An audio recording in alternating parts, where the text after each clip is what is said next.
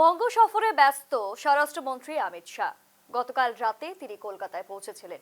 তারপরে একাধিক সভা হয়েছে তার এবং শীর্ষ নেতাদের সঙ্গে তার বৈঠক সুসম্পন্ন হওয়ার পর আজ সকাল থেকেই আবারও জোর কদমে তিনি কর্মসূচিতে নেমে পড়েছেন। আজ বরাকপুরে প্রথমে তার কর্মসূচি ছিল এবং সেখানে কিন্তু তিনি জনসভায় যোগদান করেন। জনসভা থেকে একেবারে মুখ্যমন্ত্রী মমতা বন্দ্যোপাধ্যায়ের বিরুদ্ধে একাধিক তোপ দাগেন তিনি। এই যে নানান রকমের অভিযোগ তুলে ধরে বারংবার শাসক দল, সেই সমস্ত বিষয়গুলিতেও কিন্তু তিনি পাল্টা জবাব দিয়েছেন। এ বিষয়ে জানবো বিস্তারিত। আমাদের সঙ্গে অভিষেক জুড়ে গিয়েছে। অভিষেক, আজ বঙ্গ সফরে ব্যস্ত স্বরাষ্ট্রমন্ত্রী। প্রথমে ব্যারাকপুরে সভা হয়েছে এবং পরবর্তীতে শিলিগুড়ির উদ্দেশ্যে তিনি রওনা দেবেন, যেমনটা সূত্র মারফত খবর রয়েছে।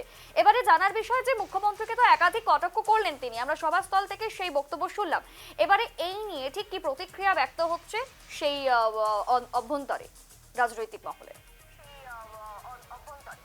একেবারেই দেখো, তোমাকে শুরুতেই জানিয়ে রাখবো ঈশা, যে বিষয়টা যে আবারও কিন্তু বঙ্গ সফরে অমিত শাহ, এবং আমরা দেখলাম যে একাধিক কর্মসূচি নিয়ে কিন্তু এবার তিনি বঙ্গে এলেন। প্রথমে কিন্তু গতকাল রাতেই তিনি কলকাতাতে আসেন এবং সেখানে দেখা গেল রাজ্য রাজনীতির বিজেপির একাধিক নেতা নেতৃত্ব, রাহুল সিনহা থেকে শুরু করে সেখানে শুভেন্দু অধিকারী থেকে শুরু করে সৌমিক ভট্টাচার্য প্রত্যেকে ছিল। তাকে প্রথমে আহ্বান করেন এবং তাকে সম্মান জানান তিনি এখানে আসছেন বলে।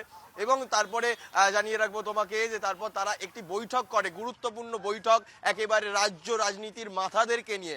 এবং তারপর আজ সকালেই কিন্তু তিনি একেবারে ব্যারাকপুরে চলে যান, আনন্দপুরী মাঠে, সেখানে কর্মী সম্মেলন করেন এবং সেখানে দাঁড়িয়ে মুখ্যমন্ত্রী মমতা বন্দ্যোপাধ্যায় থেকে শুরু করে তৃণমূলকে একেবারে তোপ দাগেন, তাদেরকে কাঠগড়ায় দাঁড় করান এবং শাসক দল একদম বিজেপির ওপর যে সকল অভিযোগ আনে সেগুলোরও জবাব তিনি দেন। এবং তারপর তিনি শিলিগুড়িতে চলে যাবেন এবং তারপর জানা যাচ্ছে বাগডোগরাতে একটি সম্মেলন রয়েছে, সেখানেও কর্মী সম্মেলন কর্মসূচি। তারপরে তিনি কিন্তু দিল্লিতে ফিরবেন। তবে এই যে বারবার বঙ্গে আসা, অমিত শাহর বঙ্গে আসা, সেই নিয়ে কিন্তু আগেও ফিরাদ হাকিম, কলকাতা পুরসভার মেয়র, তিনি বলেছিলেন যে এখানে এসে অমিত শাহ তিনি কিন্তু রসগোল্লা খাবেন ভালো করে, কিন্তু ভোটে রসগোল্লা পাবেন। এবং কখনো দেখা যাচ্ছে অনেকেই তৃণমূলে তারা বলছেন যে যখনই ভোট আসে তখন কিন্তু অমিত শাহ মোদীদের আনাগোনা বাড়ে, কিন্তু ভোট চলে গেলে তাদের দেখা পাওয়া যায় না। তাই এবারের ভোটেও আগের বারের মতোই একদম বিজেপির ফলাফল হবে।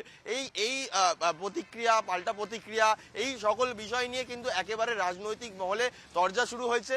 এবং অমিত শাহর বারবার কিন্তু এখানে আসা, বঙ্গে আসা এবং একাধিক কর্মসূচি নিয়েও কিন্তু একেবারে রাজনৈতিক মহলে বিভিন্ন তরজা এবং বক্তব্য, পাল্টা বক্তব্য আমরা দেখতে পাচ্ছি। তবে এবছর যে ভোট রয়েছে 2026-এর যে ভোট, সেই ভোটে অমিত শাহর এই বারবার আগমন, সেই আগমন মানুষের কাছে কি বার্তা নিয়ে যাচ্ছে, নাকি ভোটের ফলাফল অন্যদিকেই যাবে, সেটা কিন্তু এখন দেখার বিষয় ঈশা।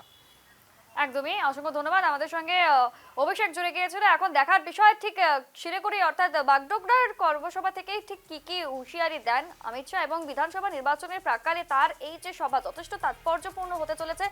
প্রথমে ব্যারাকপুরে তিনি সভা সম্পন্ন করেছেন, সেখান থেকে মুখ্যমন্ত্রী মমতা বন্দ্যোপাধ্যায়ের উদ্দেশ্যে একাধিক তোপ দেখেছেন তিনি, একাধিক পাল্টা জবাব দিয়েছেন।